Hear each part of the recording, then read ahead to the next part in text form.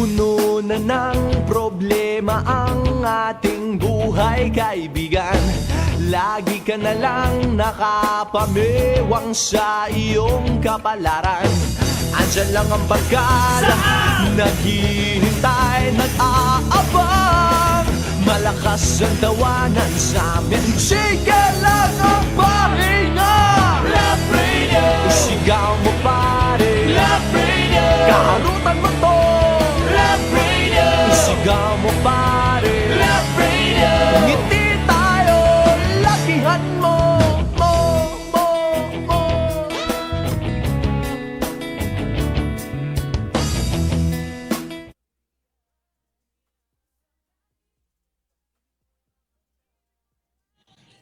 Check. Check. Alam mo, ang hina ng output natin on air. So, ito lang ng audio. Ko alam kung ano naman ginawa.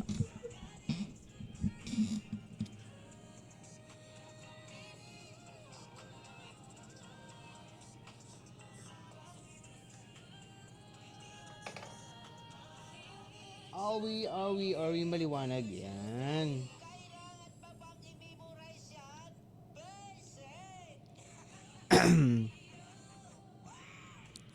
Check.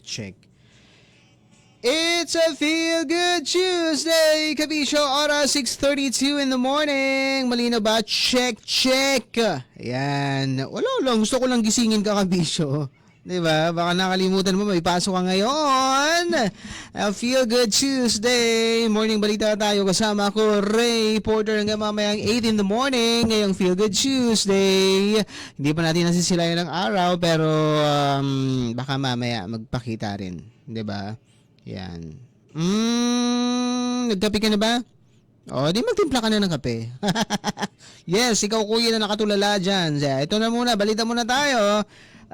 DepEd Palawan SDS LC Barrios, Principal at isa pong District Supervisor.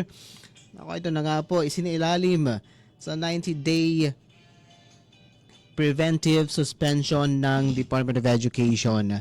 Ipinag-utos nga po ng DepEd ang 90-day preventive suspension kina DepEd Palawan Schools Division Supervisor LC Barrios, Alfredo Labor, School Principal mula sa Briggs Point National High School, at Sonny Boy Taha, School District Superintendent sa Bahaging Sur, dahil sa dishonesty, oppression, grave misconduct, receiving for personal use of a fee, gift, or other valuable thing in the course of official duties, conduct prejudicial to the best interest of the service, at violations sa sections 3 paragraph B ng Republic Act number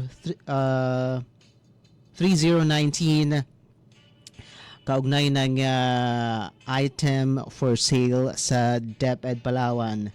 Nakasaad pa sa formal charge na inilabas ng DepEd na kinasuhan ng mga opisyal dahil sa requiring, collecting, and accepting money in exchange daw po for the approval of appointments, transfers, at promotions sa Schools Division Office ng Palawan. Inakusahan din.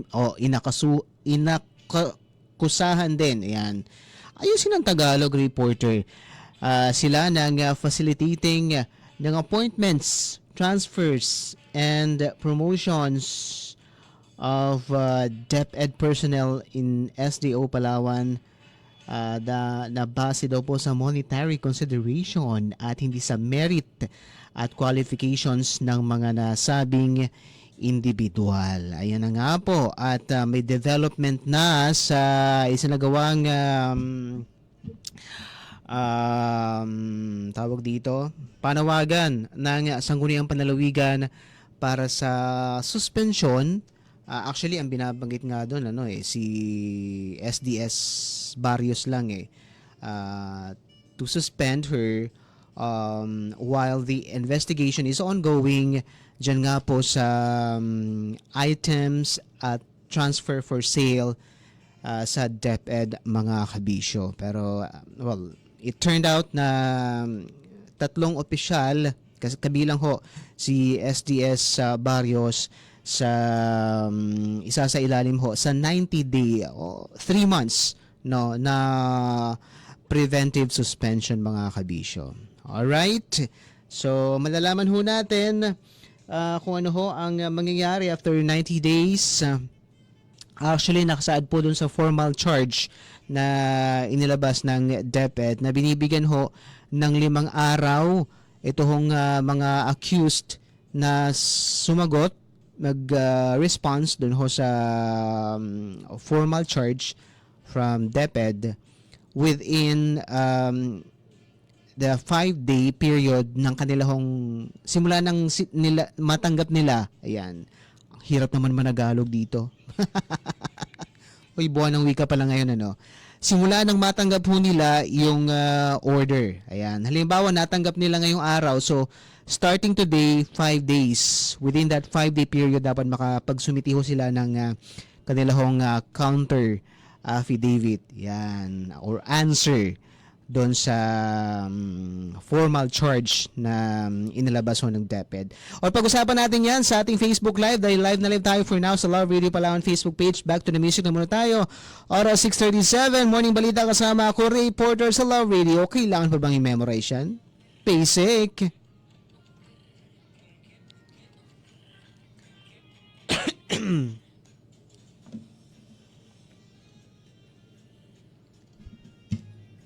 Hindi ko pala na i-cross post to eh.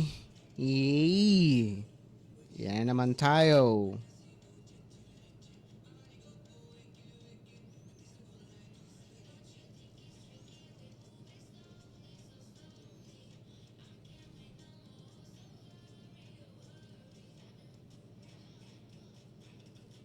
Good morning guys. Ayan na, may development na po sa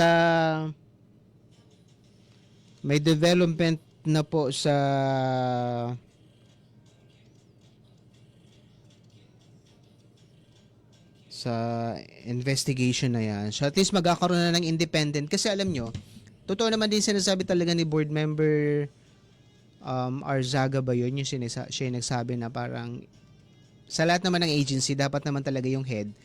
While there is a case ongoing with an investigation ongoing, yung head talaga sinususpend para hindi maka-affect, para fair, unbiased yung magiging investigation.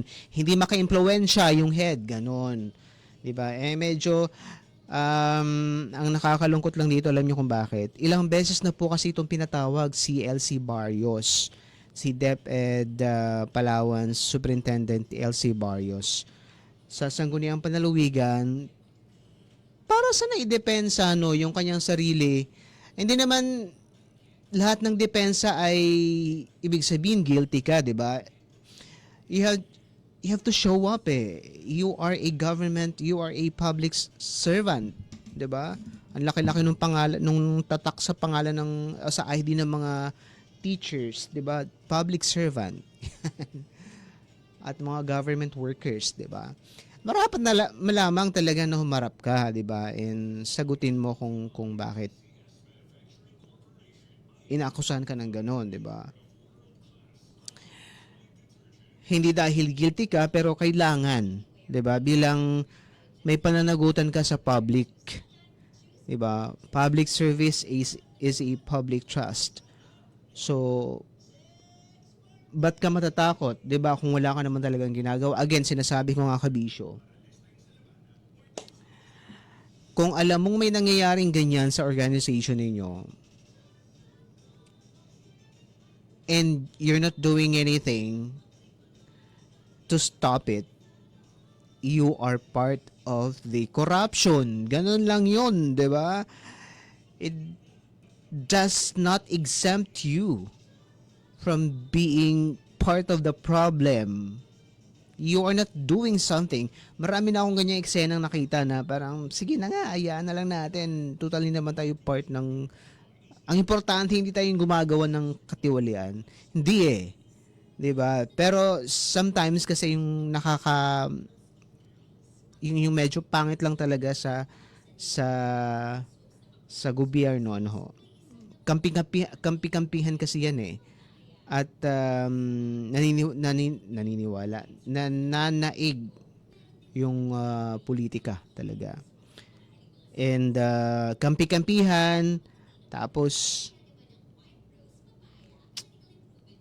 nakakalungkot, wala nang gusto magsalita, 'di ba? Iiwanan ka na, ganun. So sad lang, no? Again, this is a win. Panalo ito para sa mga nag-a-apply, no, sa DepEd na hindi sila matawag-tawagan, hindi sila matanggap-tanggap kasi pala may ganyang nangyayari, 'di ba? Hindi kayo dapat matakot, yung mga teachers. Malay natin, 'di ba, mabawi nyo yung mga binayad nyo, yung mga nagbayad. Hindi dapat kinakampihan yung bad, 'di ba? It's going to be a practice. Actually, matagal nang yatang nangyayari yan, ano. Before pa kay Dr. Barrios, before may SDS din na napatalsik dyan dahil sa corruption din. Yan. So, it has been going on since wala lang talaga naglalakas loob na magreklamo. Ay ngayon may mga nagreklamo na. At thank you kay board member Maminta, no? Thank you sa mga board members natin sa Sangguniang Panlalawigan kasi if not because of them, walang boses eh. Kasi kung ito mga teachers or yung mga applicants yung magrereklamo, parang very weak eh. Kasi ganun nila itrato tong mga complainants na wala naman kasi nagrereklamo eh. Walang formal complaint. May narinig daw, may tumatawag daw pero hindi confirm. Sabi yan ng assistant SDS, di ba? So, they know. They definitely may idea sila. May alam sila kung sa nangyayaring to. Hindi pwedeng hindi nila alam, 'di ba? And again, if you're not guilty of the corruption or the crime that has been going on, show up, magpakita ka, sagutin mo, 'di ba? Na ito, we have recorded complaints, ganyan, 'di ba? Ganun lang kasimple 'yun eh, 'di ba? Makipagtulungan ka instead of not speaking, not showing up, makipagtulungan ka. Yan ang sinasabi ko, if you are not part of the problem, then show up, makipagtulungan ka sa mga officials natin, 'di ba? Kung hindi pa umabot to ng Sangguniang Panlalawigan, tingin mo may mangyayari? Hindi. Magpapatuloy to kasi parang ang sabi ni board member Maminta, nung nagpumutok yung issue na yan, kasi hindi ko makakalimutan, nagsimula talaga yan sa isang Facebook page ng mga teachers na parang lahat ng complaints ng mga teachers pinupost doon. Parang nagsisend sila doon sa inbox ng Facebook page na yon, tapos pinupost doon. And parang there were several complaints or parang doon nag-vent out yung mga teachers or yung mga applicants. May ilang sulat galing dito sa Palawan ng mga applicants. Na yun ganun ang reklamo nila na nagkakabayaran daw. Until, pinick up ko yun eh. Una kong binalita yun a few months, hindi naman a few months, siguro mga sometime in May, na ibalita po natin yun. Hindi yun binalita ng ibang news outlet kung hindi ako nagkakamali. It's either baka nabanggit nila on air pero hindi nila binalita. Binalita natin yun. Balikan nyo sa Facebook page natin na may reklamong ganon. Until it blew up na parang it became a big issue. To the point na pinapatawag na yung mga taga-DepEd, especially yung ating SDS, Dr. LC Barrios. But she's not coming sa Sangguniang Panlalawigan to answer, 'di ba? As simple as that, 'di ba? Again, uulitin ko, kabisyo. if you are not part of the problem, then why hide? Why not show up and answer all these accusations? Ganun lang yun eh. Hindi mo kailangan mag-post ng mga Bible verses ng about God sa Facebook mo. 'Di ba? Kasi sinisilip po 'yan ng media. Sinisilip po namin yung inyo pong mga accounts. Okay? You don't need to do that. You have nothing to prove on your Facebook. On Facebook, you have to prove to people that you are innocent. You're not doing anything wrong in your department, in your office, and you are just victim of false accusation. Ganun lang yun. Diba? Inantay pa talaga umakit sa DepEd eh. Yun yung problema eh, di ba? Sana dito pa lang sa level ng province na solve na eh. Pero hindi eh. You guys waited until it was transmitted to DepEd mismo. Kalain mo si board member Mamita pa yung nagdala nun doon, 'di ba? Kasi nga there seems to be no action eh. Because you guys are not showing up. Ganun lang 'yun, 'di ba? Tapos sasabihin niyo pa na parang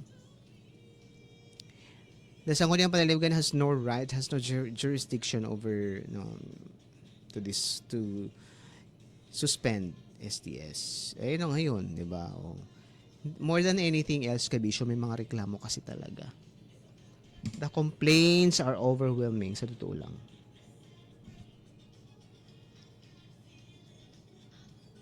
And you guys have the obligation to explain to people, to the public. Kung hindi totoo, edi prove it that you guys are innocent. Ganun lang yun. Then if you're guilty, may repercussion yun. Ganun, syempre. Hindi pwedeng wala.